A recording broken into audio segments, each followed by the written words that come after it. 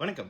நமக்கு எண்கணி ஞானத்தையும் வேத ஜோதிட ஞானத்தையும் ஆன்மீக ஞானத்தை வழங்கிய அனைத்து குருமார்களுக்கும் நன்றி என்ற வேளையில் இது ஒரு ஜோதிட விளக்க ஆடியோ இருக்கும் இல்லாதவர்கள் கடந்து போய் விடலாம். ஒரு கேள்வி. வணக்கம். How you will react if a person who comes to consult with you have short oil and young age? Please share your experience.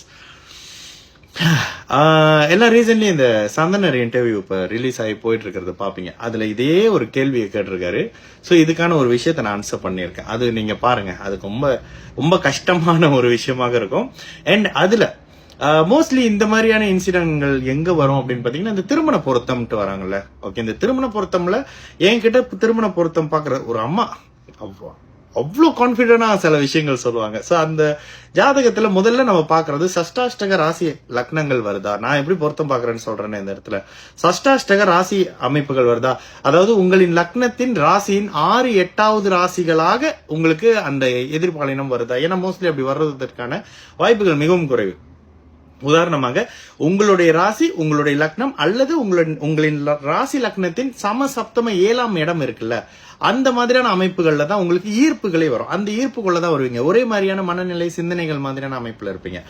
இதனை கடந்த அடுத்த நிலையாக 8, 12ஆம் பாவக சுபநிலை. யாரு திருமணமாகி எங்க போறாங்க? இப்ப இருக்கிற கலாச்சாரத்துல பெண்கள் திருமணமாகி கணவரோட போகிற ஒரு விஷயத்துல மட்டும் நம்ம இல்ல. ஓகேங்களா, கணவர் திருமணமாகி வைஃபோட போறாரு, இந்த மாதிரியான விஷயத்த அவர்களுடைய ஜாதகத்துல இருக்கக்கூடிய 8, 12ஆம் பாவகத்தின் சுப நிலையின் அடிப்படையில யார் இடமாற்றம் பண்றா இதெல்லாம் கேட்பேன். என்கிட்ட பொருத்தம் கேட்டவங்களுக்கு நீங்க கேளுங்க. இந்த இடத்துல இந்த பொண்ணு நகர்ந்து தாங்க திருமணம் பண்ணி இருக்கும், இல்லனா இந்த மாப்பிள்ள இல்லங்க அப்படின்னு சொல்லக்கூடிய அளவுக்கு கான்பிடண்டாவே சொல்லுவேன். ஓகேங்களா. அதனை தொடர்ந்து ஆயுள். திருமணமாகி ஒரு 35, 40 வருடமாவது 2 பேரும் ஆயுளோட இருக்கணும்ல. அந்த மாதிரியான தன்மைகள்ல பொருத்தம் பார்க்கறது உண்டு. அதனை அடுத்து சஷ்டாஷ்டக ராசி அமைப்புகள், 6, 8ஆம் தசா அமைப்புகள். இந்த 6, 8 தசா அமைப்புகளுக்குள்ள வரக்கூடிய கோச்சார ஜென்மசனி, அஷ்டமசனி, ஜென்ம ராகு. அதனை அடுத்த நிலையில பாத்தீங்கன்னா குழந்தையின் தன்மை 5ஆம் பாவகம். 2 பேருக்கும் பெண் குழந்தையா, 2 பேருக்கும் முதல் குழந்தை ஆண் குழந்தையா, 2 பேருக்கும் முதல் குழந்தை பெண் குழந்தையா அப்படின்ற. ஏன்னா ஹஸ்பண்டுக்கு தனியா ஆண் குழந்தை, ஒய்ஃபுக்கு தனியா பெண் குழந்தை இருக்க முடியாதுல்ல. சோ இதனுடைய தன்மையில பார்த்த பிறகு சுக்கிரனின் நிலை. ஒரு உதாரணம் சொல்லணும்னாக்கா அதை நிறைய இடங்கள்ல பேசுனது. சுக்கிரன் நீச்சமான ஒருவர் ஒழுக்கமாக இருப்பார். சுக்கிரன் உச்சமான ஒருத்தருக்கு சுக்கிரன் உச்சமாக வலிமையாக இருக்கக்கூடிய தன்மையில இருக்கிறவரை சேர்க்கும் போது தான் அந்த இல்லறம் நன்றாக இருக்கும். சரிங்களா. இது மாதிரியான அமைப்புகளை பார்ப்பேன். இதுல நான் உங்களுக்கு சொன்ன விஷயம் நீங்க கேட்ட ஆயுள். 3வது அமைப்புகள்ல ஆயுள் வரும். ஓகேங்களா. இந்த ஆயுள் தன்மையில ஒருத்தர் என்கிட்ட கேட்டார், இதெல்லாம் எப்படிங்க ரெஃபரன்ஸ் இல்லாம அப்படியே கடன்னு பேசுறீங்க அப்படின்னு. டயர்டா இருக்குங்க, இங்கேயும் இருக்கு எனக்கு ஜோதிடம். சரிங்களா.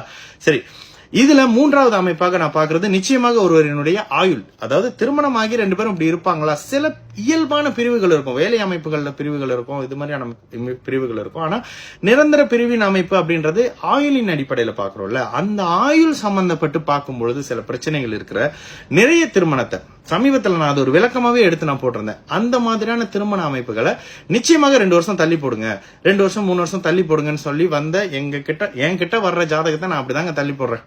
தள்ளி போடுங்க அப்படின்னா அந்த ஜாதகத்தை நடத்தாதீங்க. சில பேர்கிட்ட கான்பிடண்டா சொல்லுவேன், திருமணமாகி பொண்ணு மாப்பிளையும் தள்ளி இருக்க போறாங்க அப்படின்னா தாராளமா நாளைக்கு கல்யாணத்தை பண்ணுங்க. இப்படியும் ஜாதகம் நான் இப்படியும் திருமண பொருத்தம் நான் பார்த்து கொடுத்துருக்கேன். அதாவது திருமணம் ஆயிருச்சு, 2 பேரும் நாளை திருமணமாகி 1 வாரம் அதோட 2 பேரும் வேலைக்காக 2 செப்பரேட்டா வேற இடங்கள்ல இருக்கிறாங்க அப்படின்றவங்களுக்கு தாராளமாக திருமணம் பண்ணலாம் அப்படின்னு சொன்ன விஷயங்களும் இருக்கு. 2 வருஷம் 3 வருஷம் கல்யாணத்தை தள்ளி போடுங்க அப்படின்னு சொல்ற மாதிரியான அமைப்புகளும் சொல்றதுக்கு காரணம் இதுக்கு பின்னாடி அந்த கல்யாணம் பண்ணவனே பிரிஞ்சு போறவங்க கன்சிடர் அவங்க பிரிஞ்சு தான் இருக்க போறாங்க. அதுல எந்த பிரச்சனையும் இல்லை. அந்த 3-4 வருஷம் தள்ளி போடுங்கன்னு சொல்ற இடத்துல அங்க ஆயுள் பிரச்சனையோ இல்ல அந்த நபர் 2 பேர்த்துல ஒருத்தருடைய குணத்துல சில பிரச்சனைகளும் இருக்கக்கூடிய தன்மைகளை தான் இங்க வேற மாதிரியான அமைப்புகள்ல சொல்றோம். சரிங்களா. அதனால நிச்சயமா இந்த வகையில ஆயுள் தான் குறிப்பிட்டு சொல்றதை விட இந்த ஆயுளை பத்தியான ஒரு ரொம்ப சுவாரஸ்யமான வருத்தத்துக்குரிய ஒரு விஷயம் சந்தனர் அவருடைய இன்டர்வியூல கூட பேசியிருப்பேன். அதை நீங்க வெயிட் பண்ணி பாருங்க, எப்ப பப்ளிஷ் பண்றாங்கன்னு தெரியல. சோ இந்த மாதிரியான தன்மையிலையும் ஆயுள் சம்பந்தப்பட்ட பாதிப்புகள் இருக்கு அப்படின்னா அதனை மற்ற ஃபேமிலி மெம்பர்ஸோட, என்னோட இயல்பு அதுதான்.